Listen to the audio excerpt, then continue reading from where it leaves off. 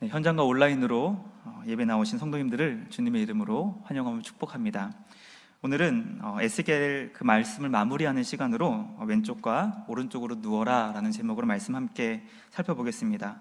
우리는 그동안 3번에 걸쳐 에스겔이 그발강가에서 홀로 외롭게 예배를 하던 중에 하나님께서 그를 찾아오셨고 영광 중에 놀라운 환상을 보여주신 말씀을 함께 살펴보았습니다. 그리고 그에게 말씀으로 찾아오신 주님은 그에게 이 말씀을 받아서 먹어라 라고 말씀하셨죠. 그래서 그 말씀에 순종한 에스겔이 말씀을 먹었을 때 얼마나 그 말씀이 달콤했던지 꿀보다 더 달콤한 말씀을 그는 경험하게 되었습니다. 그런데 하나님께서는 그에게 너에게는 그렇게 단 말씀인데 이스라엘 백성들은 도무지 먹으려고 하지 않는다라는 것을 알려주시며 그들의 마음이 얼마나 완강한지 돌처럼 딱딱하게 굳어있는지를 알려주셨습니다. 그리고 이제 너의 앞에 놓여있는 사역은 그들에게 말씀을 전할 사역인데 이것이 얼마나 힘들고 어려운 것인지 그에게 알려주신 것이죠. 그러므로 그 상황 가운데 에스겔은 깊이 낙심하게 되었고 주님, 어떻게 제가 이 사명을 감당할 수 있겠습니까? 라고 눈물을 흘리며 일주일 동안 괴로워할 때 하나님은 그에게 지난주 파수꾼의 사명을 알려주셨죠. 그것은 무엇입니까? 너는 그냥 전하기만 하면 돼. 말씀을 전하기만 하면 돼. 그러면 그 사람들의 생명에 대한 책임을 너에게 돌리지 않을 거야. 그러나 만약에 너가 입을 닫고 전하지 않으면 그 사람은 그의 죄로 인하여 멸망당할 것이지만 그 생명의 책임을 너에게 물을 거야 라는 말씀을 주신 것이죠. 그러므로 오늘 주님은 에스겔에게 너는 말씀 전한 뒤에 것을 책임질 필요가 없고 너에게 준 나의 마음, 너를 향하여 이루기 원하는 내 마음은 너가 말씀을 전하는 자가 되었으면 좋겠어 라는 것입니다. 그러므로 이 말씀은 에스겔에게만 주시는 말씀이 아니라 오늘 우리에게도 주님은 말씀을 전하여라 라고 말씀하시는 것이죠. 네, 감기가 아니고 제가 알러지 비염이 좀 있어서 저녁에는 이런 일이 없는데 오늘 얼마나 큰 은혜를 주시려고 멈춰라. 자, 그래서 하나님께서 우리에게 말씀을 전하기를 원하십니다. 그게 주님의 마음입니다. 자, 그런데 이제 우리가 여기서 한 가지 살펴보기 원하는 것이 있습니다. 그것은 과연 믿음의 성장이란 무엇일까요? 믿음이 자란다는 것, 신앙이 성숙해져 간다는 것은 무엇일까요? 그때 우리는 이렇게 대답합니다. 믿음의 성장과 성숙은 예수님을 닮아가는 것이다. 날마다 예수님처럼 에베소서 3장 18절 말씀처럼 너비와 길이와 높이가 예수님처럼 자라가는 것이다. 닮아가는 것이다. 라는 것이 신앙의 성장과 성숙이라고 우리는 그렇게 설명합니다. 그렇게 이해합니다. 자, 그렇다면 이제 우리는 한 가지가 더 이제 보다 더 구체적으로 되어야 되는 것이죠. 그것은 예수님을 닮아간다는 것은 우리 삶에 어떤 구체적인 변화가 일어나는 것일까요?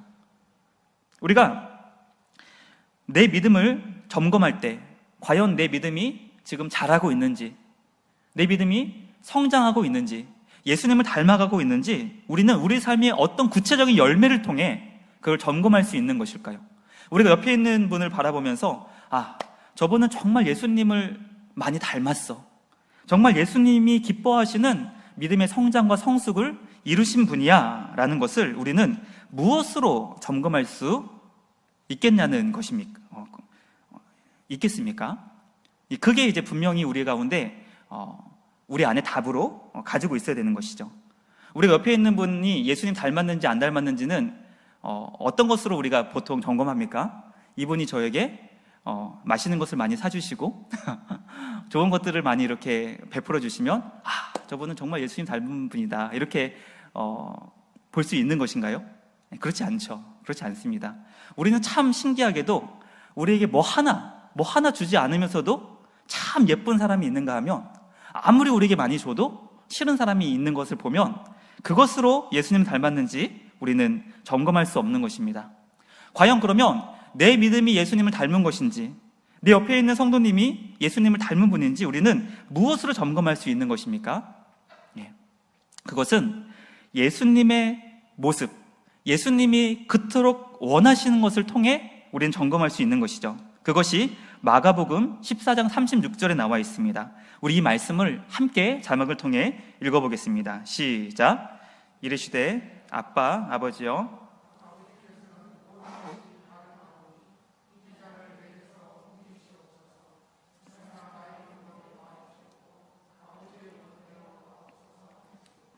예수님을 닮는다는 것은 예수님이 그토록 추구하신 것, 원하신 것, 그것이 나의 원함과 같아지는 것을 의미합니다. 예수님이 겟세마네 동산에서 그토록 원했던 것은 무엇이냐면 내 원대로, 내 마음이 아닌 아버지의 원대로라는 것이죠.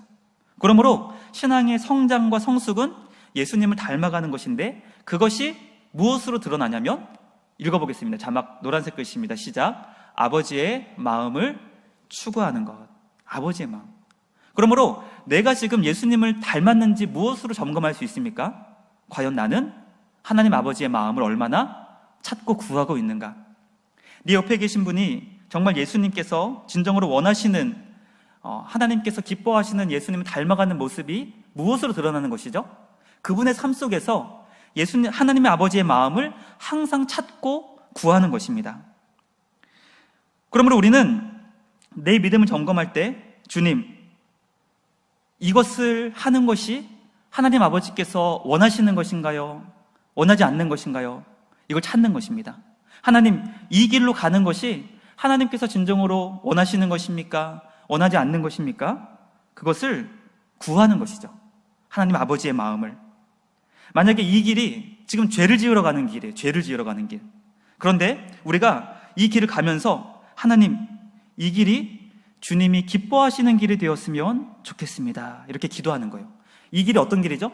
죄를 지으러 가는 길인데 하나님, 이 길이 하나님이 기뻐하시는 길이 되었으면 좋겠습니다. 그리고 이 길을 위해서 아침에 2시간 기도해요. 어떻게 해요? 하나님, 이 길이 어떤 길이죠? 죄를 지으러 가는 길인데 이 길이 하나님 기뻐하시는 길이 되게 하여 주시옵소서. 아침에 2시간. 점심 먹고 2시간 기도해요. 하나님, 이 길이 주님 기뻐하시는 길이 되었으면 좋겠습니다. 저녁에도 이제는 2시간 기도가 아니고 철야 기도. 하나님, 이 길이 하나님 기뻐하시는 길이 되었으면 좋겠습니다. 하면 그게 하나님 기뻐하시는 길이 되나요? 그거는 하나님 기뻐하시는 길이 될 수 없는 것이죠. 왜냐하면 죄 지으러 가는 길이기 때문에. 그러므로 우리는 아무리 오래 기도하고 아무리 우리 눈으로 드러나는 신앙생활을 열심히 한다 할지라도 하나님의 마음을 구하여 하나님이 기뻐하시는 것을 하고 하나님이 기뻐하시는 것을 하지 않을 때 그것을 예수님 닮았다고 얘기하고 신앙의 성장과 성숙을 이루어간다라고 우리는 믿음을 점검하고 평가할 수 있는 것입니다. 5분을 기도해도 명확해요. 이 길로 가는 게 하나님이 기뻐하시는 길이라면 이것은 2시간, 3시간 기도할 일이 아니죠. 그 길로 가면 되는 거예요. 근데 하나님이 기뻐하시지 않는 죄 지으러 가는 길인데 이것을 위해서 3일 밤낮을 금식하고 철야기도 하고 이 길이 하나님의 기쁨의 길이 될 줄 믿습니다. 이걸 뭐라 그러죠? 자기 체면을 걸어서 그 길로 나아갈 때 그 길은 죄인의 길이 되는 것이죠. 그러므로 이 신앙의 원리를 누구보다 잘 알았던 사도 바울은 구약의 수많은 사람들 가운데 예수님 마음 닮은 하나님 마음에 꼭 맞는 사람이 이 사람이었다라고 우리에게 가르쳐주고 있습니다. 그 사람이 누굴까요? 하나님 마음을 꼭 그 마음에 이 사람 얘는 정말 내 마음에 꼭 드는구나. 누구였을까요? 네? 다윗이었죠. 다윗. 사도행전 13장 22절 우리 함께 읽어보겠습니다. 시작. 패하시고 다윗을 왕으로 세우시고 증언하여 이르시되 내가 이새의 아들 다윗을 만나니 내 마음에 꼭 맞는 사람이라 내 뜻을 다 이루리라 하시더니. 여기 목사님, 우리 성경에 꼭 없는데요. 우리말 성경 번역에는 여기에 꼭이라는 단어가 들어가 있습니다. 꼭 맞는 사람. 주님의 마음을 정말 넌 어떻게 너 마음이랑 내 마음이랑 그렇게 똑같니? 주님의 마음에 꼭 맞는 사람. 이것을 다른 말로는 예수님을 정말 많이 닮은 사람. 이걸 다른 말로는 신앙의 성장과 성숙을 최고로 이룬 사람이라는 것이죠. 그럼 우리는 이제 질문해야 됩니다. 어떻게 다윗이 주님의 마음에 그렇게 꼭 맞았을까? 그 비결이 과연 무엇이었을까요? 그것은 다윗의 별명이 있습니다. 다윗의 별명. 다윗의 별명이 사무엘상 23장 2절, 사무엘상 30장 8절에 나와 있는데요. 제가 한번 읽어드리겠습니다. 이에 다윗이 여호와께 묻자와 이르되 내가 가서 이 블레셋 사람들을 치리이까? 사무엘상 30장 8절입니다. 다윗이 여호와께 묻자와 이르되 내가 이 군대를 추격하면 따라잡겠나이까? 예, 다윗의 별명 한번 자막으로 보여주겠습니까? 다윗의 별명 한번 읽어보겠습니다. 시작.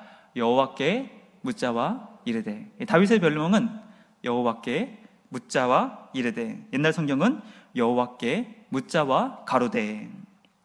다윗이 하나님 마음에 꼭 맞았던 이유는 그에게 골리앗과 같은 힘이 있었기 때문이 아닙니다.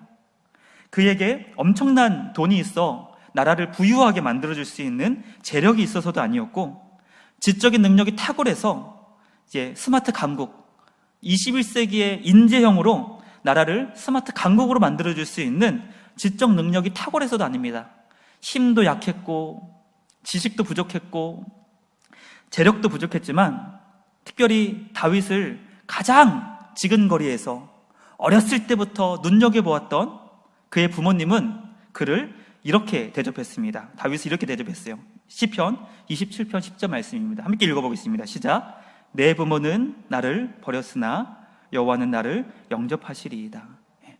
다윗이 얼마나 가정에서 홀대를 받았냐면, 부모님이 자신을 버렸다고 다윗은 성경에 물론 이 고백이 성경에 기록될 줄은 몰랐을 거예요, 다윗이. 그러나 다윗이 이런 가정사를 고백해서 시편을 읽는 모든 사람들은 다윗이 얼마나 그 가정에서 형들과 비교를 당하며 부모님이 그를 무시하고, 야, 너는 저 밖에 나가서 양이나 쳐. 지금 사무엘 선지자가 와가지고 우리 아들 가운데 지금 기름을 부어준다고 하는데 너는 밖에 나가서 양이나 쳐. 그럼 다윗이 이렇게 얘기하죠. 너는 아들 아닌가요? 이렇게 질문하겠죠. 너는 아들 모르겠어. 그냥 양이나 쳐. 이렇게 이제 얘기를 했겠죠. 그 정도로 다윗이 부모님에게 무시를 당하고 형들에게는 아마 찬밥 신세를 경험했겠지만, 하나님은 그를 하나님의 마음에 꼭 맞는 사람으로 평가하셨습니다. 그 이유는 매 순간 하나님의 마음을 찾고 구했기 때문이죠. 그러므로 우리가 신앙의 성장과 성숙을 이루기 위해서, 예수님을 닮아가기 위해서는 하나님 아버지의 마음을 날마다 찾고 매 순간 구하고 하나님이 진정으로 원하시는 것이 무엇인지 찾는 것입니다. 우리 강릉제일교회 사랑하는 모든 성도님들이 날마다 매 순간의 삶에 하나님 아버지의 마음을 찾고 구하시길 주님의 이름으로 축복합니다. 예수님 닮아가시고 신앙의 성장과 성숙을 이루어 가시기를 원합니다. 오늘 에스겔 말씀을 마무리하며, 그렇다면 하나님이 우리에게 이루시기 원하시는 주님의 마음은 과연 어떤 마음인가를 함께 살펴보겠습니다. 자, 하나님 아버지의 마음을 찾기 위해서는 두 가지 방법이 있습니다. 자, 첫 번째는 말씀을 통해 드러난 주님의 마음이 있는 것이죠. 그러므로 우리가 말씀을 부지런히 읽어야 되는 이유가 무엇입니까? 이 말씀은 하나님께서 우리를 향하신 주님의 마음이 드러난 것이에요. 드러난 것. 그러므로 이 말씀의 원리를 따라 하나님이 우리에게 무엇을 원하시는지를 찾고 그 마음을 우리가 이루어 나가면 우리가 예수님을 닮아갈 수 있게 되고 신앙의 성장과 성숙을 이루어갈 수 있게 되는 것입니다. 두 번째, 하나님 마음을 찾을 수 있는 원리는 기도하는 것입니다. 기도. 이 하나님의 말씀이 우리에게, 21세기를 사는 우리에게 온전히 적용되기 위해서는 기도해야 돼요. 기도. 그리고 이 기도의 제목을 나 혼자만 가지고 있어서는 안 되고 믿음의 공동체와 함께 나의 기도의 제목을 함께 나누어야 돼요. 그래서 기도를 통해 얻게 된 주님의 마음이 이게 진짜인지 가짜인지 무엇을 통해서 우리가 확인돼야 되냐면 공동체를 통해서 확인돼야 되는 것이죠. 그러므로 믿음의 교제가 왜 중요하냐면, 내가 지금 찾고 구한 주님의 마음이 정말 주님의 마음인지를 무엇을 통해서 확인받아야 되냐면 믿음의 공동체를 통해 확인을 받아야 되는 것이죠. 가깝게로는 우리 구역이나 아니면 부서를 통해서 내가 지금 기도한 그리고 응답을 얻은 주님의 이 마음이 정말 맞는 것인지를 함께 나누어야 하는 것이고, 또 그것이 풀리지 않을 때에는 우리 장로님들, 우리 권사님들, 또 우리 믿음의 귀한 어르신들에게 이것을 한번 신앙의 어떤 고민을 나누시는 것이고, 또 하나님께서 세우신 말씀의 사역자들에게 하나님 마음을 찾고 구한 그리고 응답을 받은 그것을 함께 나누는 것이 필요한 것이죠. 그러므로 우리가 말씀을 읽고 기도하고 응답을 얻은 그 마음을 나누는 것이 중요합니다. 특별히 우리가 코로나 상황 가운데 우리 믿음이 연약해졌다는 분들이 많이 계십니다. 그때 왜 우리 믿음이 연약해졌을까?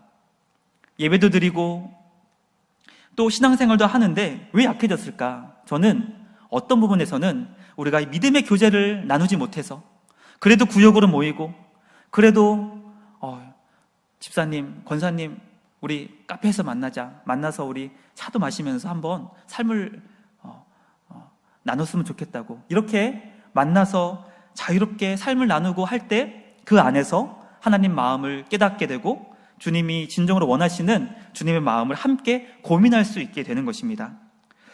오늘 하나님께서 주신 에스겔을 향한 주님의 마음은 우리가 총 4가지를 통해서 살펴볼 수 있게 됩니다. 그런데 이 마음이 우리에게 전해져 올 때는 쉽지 않아요. 그 마음이. 자, 첫 번째, 하나님께서 에스겔에게 주신 주님의 마음이 무엇인지 우리 자막을 통해서 함께 읽어보겠습니다.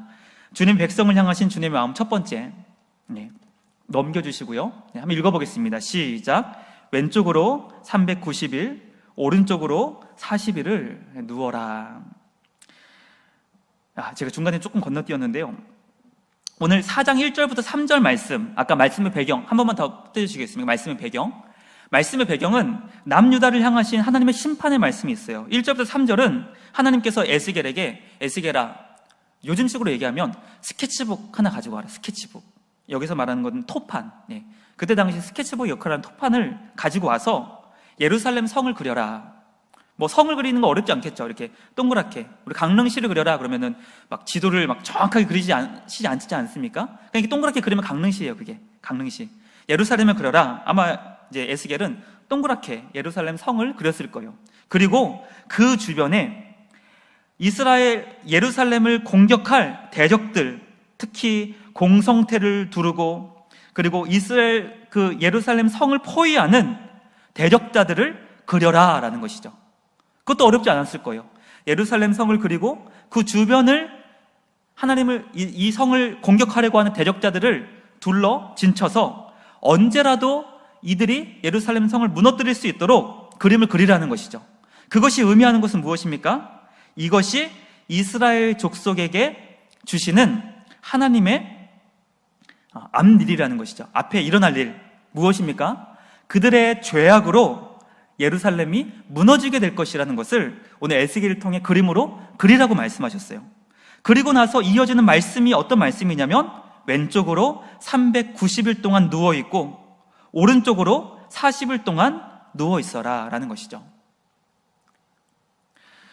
우리가 하루 종일 아침부터 저녁까지 고된 일을 합니다. 때로는 운동도 하고 또 직장에서 일도 하고 하루 종일 고된 일을 하고 저녁에 이제 저녁밥을 먹고 잠자리에 누울 때 언제 어떻게 눕는 것이 가장 편하신가요? 저는 제가 어제 새벽 늦게 이제 말씀 준비하다가 집으로 들어갔는데 온 몸을 그냥 바닥에 탁 붙이고 대자로 탁 눕는 게 가장 편해요. 그렇지 않습니까? 하루 종일 일했을 때 허리도 이제 구부정했을 것이고 누울 때는 허리가 이렇게 일자로 쫙 펴지면서 바닥에 이렇게 어떨 땐 대자로 이렇게 탁 뻗어가지고 눕는 게 가장 편해요. 그런데 하나님은 오늘 이 에스겔에게 너는 앞으로 390일 동안 왼쪽으로 누워서 자야 된다라고 말씀하시고 또 40일 동안 오른쪽으로만 누워서 자야 된다고 말씀하시는 거예요. 하나님께서 에스겔에게 주신 말씀이 내가 너에게 준 내 마음은 너가 편하게 자면 안 돼 라는 거예요. 편하게 자면 안 돼. 390일, 1년 넘게 거의 430일 동안 한쪽으로는 왼쪽으로 눕고 한쪽은 오른쪽으로 누우면 얼마나 불편할까요? 너무너무 불편해가지고 에스겔이 만약에 이렇게 제대로 누우려고 하면 안 돼, 안 돼. 하나님께서 나에게 말씀하셨는데 편하게 자면 안 된다는데 이렇게 말씀하셨어요. 자, 그 말씀을 내가 만약에 마음에 듣는다면 어떤 고민이 들까요? 저는 이런 고민이 들었을 것 같아요. 정말 이게 주님의 말씀이 맞나? 의심이 찾아왔을 것이고, 왜 하나님은 지금 내가 앞으로 할 사역이 너무나 힘든 사역이고 괴로운 사역이고 고통스러운 사역이라고 하셨으면 잠이라도 좀 편하게 자게 하셨어야 됐는데 왜 잠도 이렇게 제대로 못 자게 하시나? 그래, 저기 불교에 있는 스님들은 이제 면벽 수행이라고 해서 이제 그분들은 왼쪽 오른쪽으로 안 눕고 벽만 보면서 몇 년 동안 수행하신다고 하는데, 그래 하나님 그래도 어디야, 눕게 왼쪽으로라도 눕고 오른쪽으로라도 누우니 이게 어디야 하면서 그래 이 정도는 할 수 있겠어.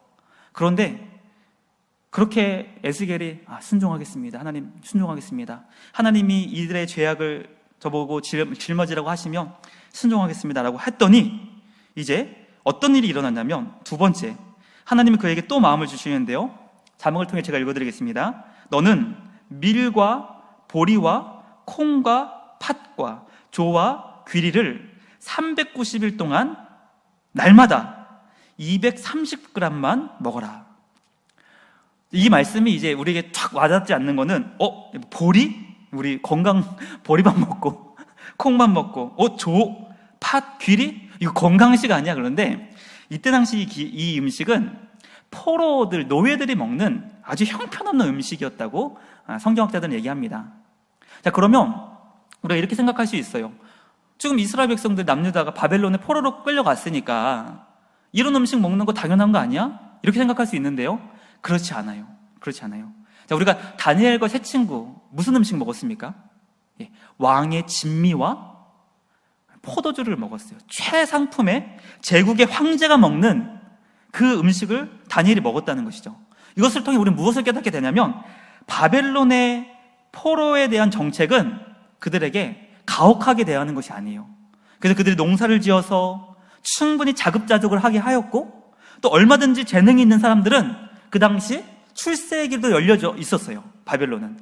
그래서 하나님이 이제 바벨론에 대해 포로에서 해방을 시켜주시고 예루살렘으로 돌아가라 라고 얘기했을 때 대부분의 사람들이 안 돌아갔어요. 바벨론에 남아 있었어요. 왜죠? 거기는 제국이고, 지금 우리가 그곳에서 살면서 털을 닦았고 이제 인정받고 얼마든지 그 땅에서 소위 말한 잘 먹고 잘 살 수 있었기 때문에 그들은 돌아가지 않았다는 겁니다. 그래도 그나마 제사장들, 또 하나님이 주신 그 말씀을 부담감을 갖고 있는 사명자들만이 소수가 예루살렘으로 돌아갔던 거예요. 그러므로 오늘 여기서 말하는 이 매우 형편없는 음식은 찾아서 먹어야 되는 거예요. 찾아서. 근데 하나님께서 이렇게 말씀하십니다. 너는 이 음식을 1년 넘게 390일 동안 날마다 230g만 먹어라. 이건 성인 음식의 한 끼입니다. 한 끼. 그러므로 이제 에스겔은 어떤 삶을 살아야 되냐면 1년 넘게 하루에 한 끼만을 먹는, 그리고 그 음식도 매우 형편없는 음식을 먹으라고 주님이 말씀하시는 것이죠. 너무 심한 거 아닙니까? 그런데 주님이 그것과 함께 또 하나를 말씀하세요. 세 번째 마음, 물은 날마다 600ml만 마셔라. 390일 동안. 이것은 성인이 하루에 마셔야 되는 3분의 1밖에 안 되는 거예요. 물은 무엇입니까? 물은 생명입니다. 생명. 그러므로 하루에 기본적으로 마셔야 되는 그 물을 그날은 안 먹을 수 있어요. 그날은 못 먹을 수 있어요. 그러나 물을 충분히 마시지 못한 그 일들이 계속 쌓이면 엄청난 질병이 그에게 찾아오는 것이죠. 에스겔은 주님께 이렇게 고백할 수 있습니다. 주님, 그냥 저를 죽이시죠. 저를 그냥 죽여주세요. 하루에 한 끼를 390일 동안, 이 정도는 하루에 한 끼 알겠습니다. 먹겠습니다. 그런데 어떻게 하루에 기본으로 마셔야 되는 물을 3분의 1만 마실 수 있습니까? 저 날마다 죽이시려고 그러시는 것입니까? 그리고 제가 오늘 자막을 통해서 이제 설명을 드리지 않았지만 오늘 말씀을 보면 12절에 이렇게 말씀하십니다. 너는 이제 너가 먹어야 되는 이제 우리 말로는 떡인데 이게 빵입니다. 빵을 무엇으로 만들어라? 사람의 똥을 굳혀서 만든 인분 불에 피워서 빵을 만들어 먹어라라는 것이죠. 그래서 에스겔은 주님, 저는 지금까지 말씀 다 주님 지켰는데 이건 못해요. 하나님, 어떻게 사람의 대변을 말린 그것으로 태워서 빵을 만들어 먹을 수 있습니까? 하면서 주님, 저는 태어나서 지금까지 이런 부정한 떡은, 이런 부정한 빵은 먹어본 적이 없습니다. 제가 그래도 25년 동안 제사장 훈련 받은 사람이고 지금까지 하나님 앞에 정결한 음식을 먹으려고 힘썼던 사람인데 하나님, 이것은 아니지 않습니까? 이때 처음으로 에스겔이 주님의 마음에, 주님의 말씀 앞에 하나님, 너 정말 힘들어요 했더니 15절에 알겠다. 나도 해도 너무한 것 같다. 그러니 그때 당시 연료가 뭐였냐면 쇠똥. 소똥이 이제 그 건초로 된 있는 거기 때문에 그거를 그래도 태워서 이제 빵을 만들어 먹으라라고 말씀하셨죠. 그리고 마지막으로, 그러나 그것까지도 이제 내가 양식을 끊을 것이다 라고 말씀하십니다. 이것이 바로 주님이 그 백성을 향한, 에스겔을 향한 말씀. 이제 내가 그나마 먹었던 양식까지도 끊을 것이다 라고 말씀하시는 것입니다. 자, 그렇다면 우리는 주님이 왜 에스겔에게 이런 주님의 마음을 주시는지를 이제 살펴보아야 됩니다. 에스겔에게 주신 하나님의 말씀은 이제 너의 사역, 너가 선지자로서 백성에게 말씀을 전할 사역은 이거 정말 힘든 사역이야. 너무나 고통스러운 사역이 될 거야. 왜냐하면 그들이 말씀을 듣지 않을 것이기 때문이다. 그렇다면 적어도 잠은 편하게 자기 해주셔야 되고, 적어도 음식은 우리가 밥심이지 않습니까? 밥은 그래도 충분히 먹게 해주셔야 되고, 물만이라도 충분히 마시게 해주셔야 되고, 그것을 만들어 먹을 때 마음이라도 편안하게. 하나님, 인분이 뭡니까? 인분이 새똥이 뭡니까? 그래도 나무장작이라도, 참나무 스스로 좀 훈연이라도 할 수 있도록 좀 그런 불맛이 나는 빵이면 얼마나 좋겠습니까? 라고 주님 앞에 우리는 구하지 못할 망정, 하나님이 말씀하시는 하나는 어느 것 하나도 감당할 수 없는 너무나 고통스러운 말씀이라는 것이에요. 왜 주님이 이런 말씀을 주셨을까요?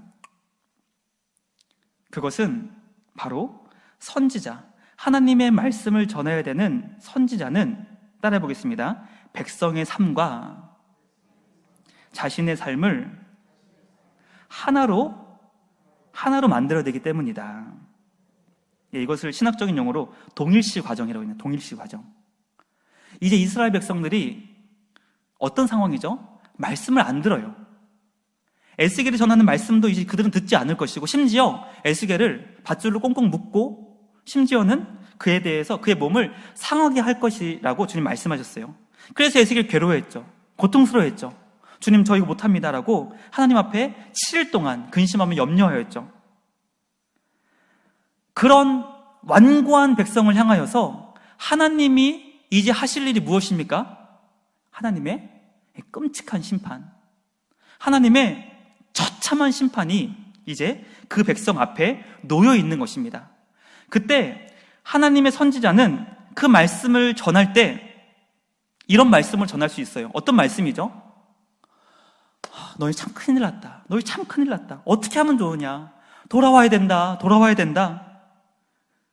너 정말 이렇게 살면 안 돼. 이렇게 말씀을 전할 수 있지만 하나님은 말씀을 전할 주의 백성들이 어떤 마음을 가지길 원하시냐면 그들이 하나님 앞에 받게 될 심판을 동일하게 그에게 받게 하심으로 그들이 지금 얼마나 절박한 상황인지를 함께 겪게 하시는 것이 바로 하나님이 주님의 자녀들에게 주시는 마음이라는 거예요. 그래서 저는 오늘 이 말씀을 묵상하면서 에스겔에게 주신 마음, 주님의 마음, 에스겔에게 주신 그 주님의 마음이 예수님께서 겟세마네 동산에서 구했던 이 마음과 동일한 마음이라는 것이죠. 무엇입니까? 하나님, 이 잔을 내게서 옮겨주시옵소서.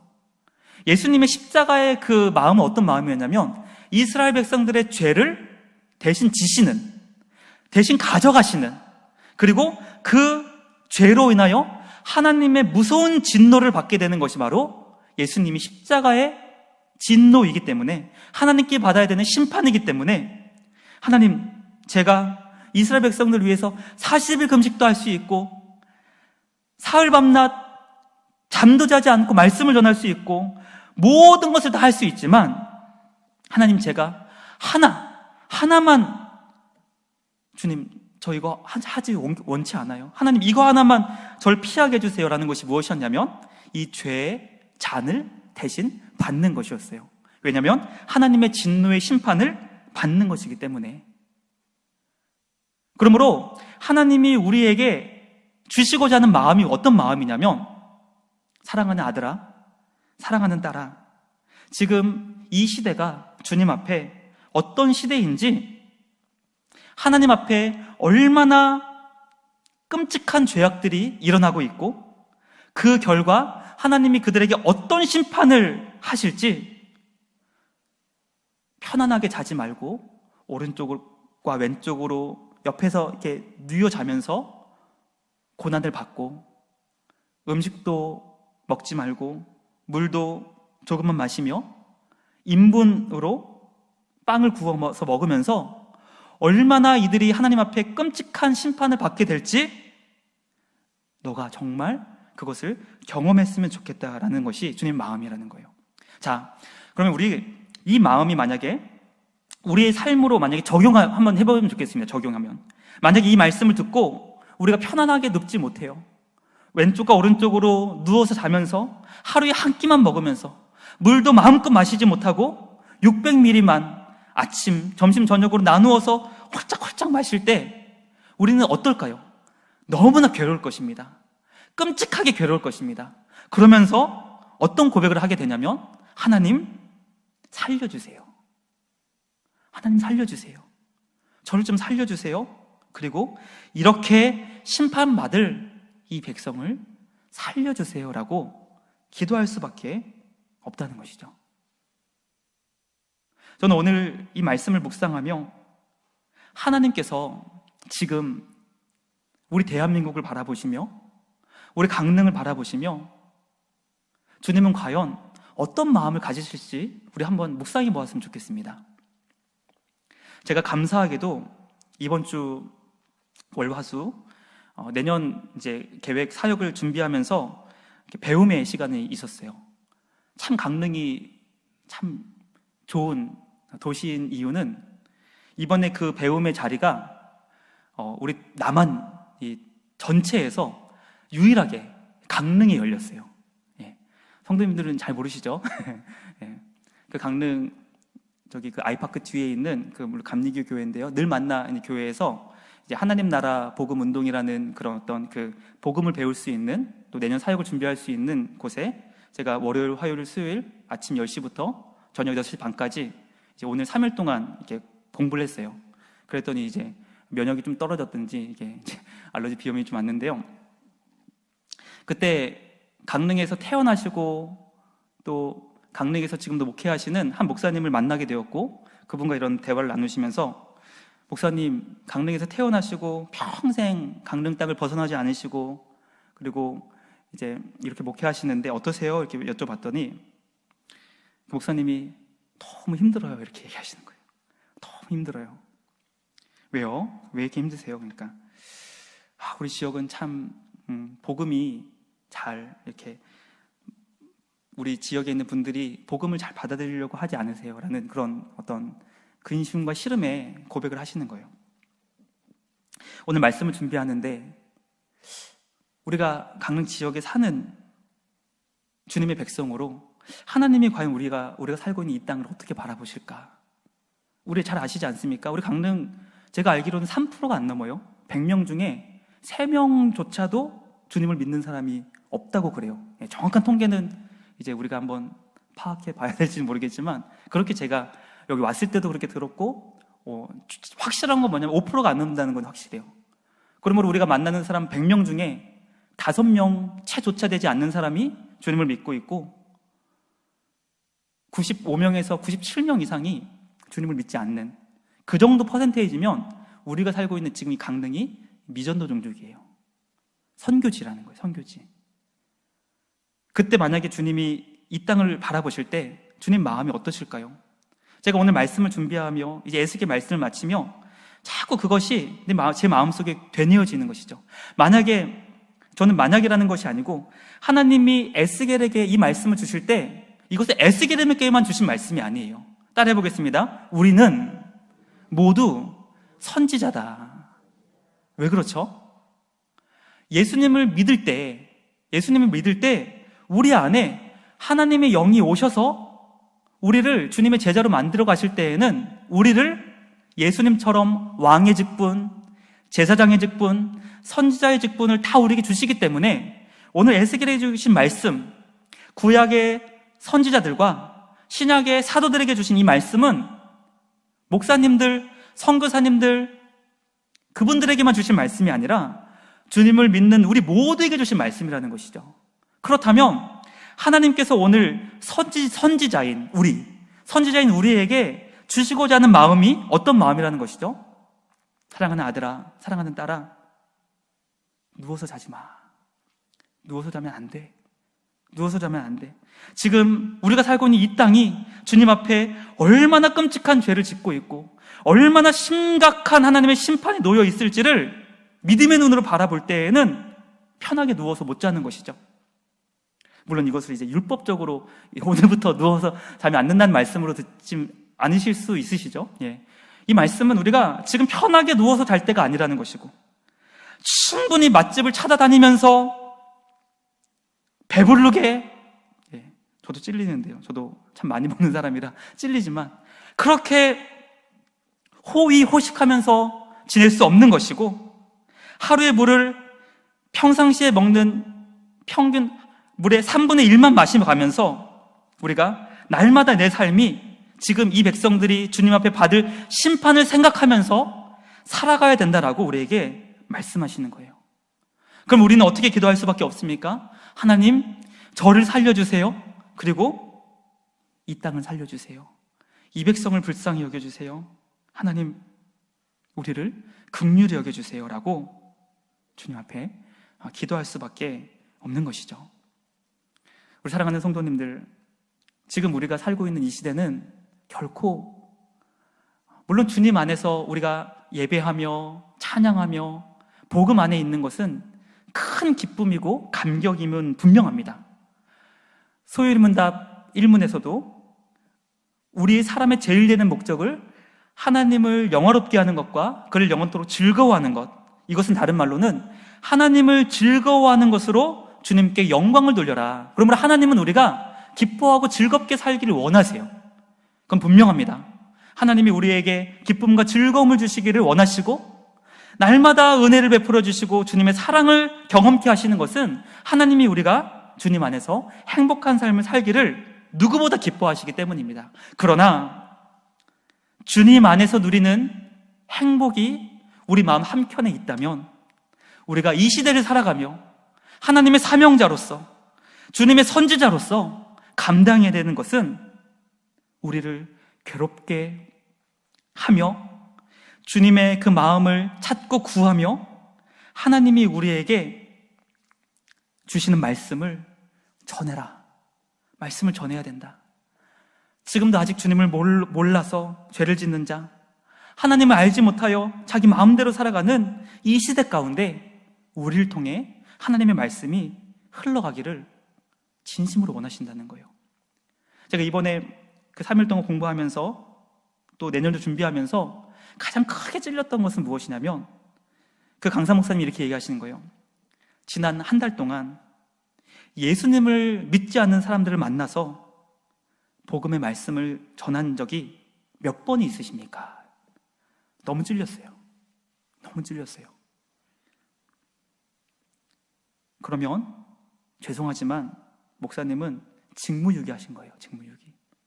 하나님이 목사님을 복음을 전하는 자, 그것은 예수님 믿는 사람에게만 전하는 것이 아니라 예수님을 알지 못하는 자에게 복음을 전하라고 불러주셨는데 그 직무유기하신 것입니다. 제가 내년 목회사역, 제가 부서사역 가장 최우선에 이제는 불신자를 만나야 된다. 주님 모르는 사람을 만나야 된다. 그리고 그와 관계를 맺고 그의 삶에 필요한 것이 무엇인지를 면밀하게 살펴본 다음에 그의 삶에 가장 필요한 것이 무엇입니까? 예수님이죠. 예수님. 예수님을 전해야 되겠구나. 그것을 제 마음에 깊이 새기는 시간이 되었습니다. 말씀 마무리하면서 지금 우리에게 주신 주님의 사명이 있습니다. 그것은 코로나로 인하여 한국교회의 명예와 주님의 영광스러운 교회의 이름이 조롱을 당하고 사람들에게 무시를 당하게 되었습니다. 그러나 그것은 어제 오늘의 일이 아니에요. 특별히 코로나 때 그것이 조금 더 부각되었을 뿐이지 예전에도, 코로나 전에도 사람들은 교회를 많이 좋아하지 않았고 예수님 믿는 사람들 그렇게 반기지 않았어요. 그러나 그럼에도 불구하고 주님이 우리에게 주신 사명은 그들을 살려야 되지 않겠니?